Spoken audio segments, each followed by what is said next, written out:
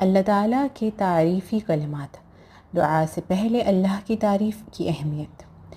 عبداللہ بن مسعود رضی اللہ عنہ کہتے ہیں کہ میں نماز پڑھ رہا تھا اور نبی کریم صلی اللہ علیہ وسلم، ابو بکر اور عمر ایک ساتھ تھے۔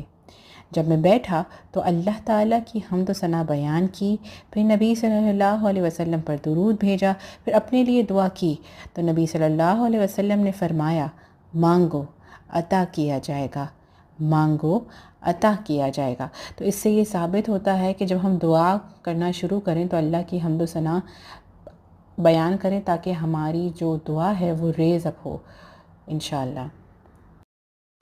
تعریفی کلمات کچھ یوں ہیں۔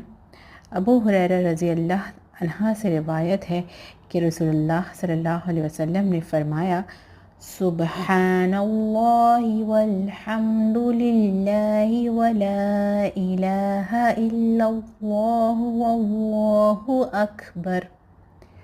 اللہ پاک ہے اور سب تعریف اللہ ہی کے لیے ہے اور اللہ کے سوا کوئی معبود نہیں اور اللہ سب سے بڑا ہے۔ کہنا میرے نزدیک ہر اس چیز سے محبوب ہے جس پر سورج طلوع ہوتا ہے۔ تو یہ کلمات ہم اپنی دعا کے لیے یوز کر سکتے ہیں، اور باقی بہت سی ایسی دعائیں ہیں، بہت سے ایسے کلمات ہیں جن کو ہم اگر دعا میں شامل کریں تو انشاءاللہ اللہ تعالیٰ اگر ہمارے نصیب میں بہتری ہو، ہمارے حق میں بہتری ہو تو ضرور ہماری دعا قبول فرمائیں گے انشاءاللہ۔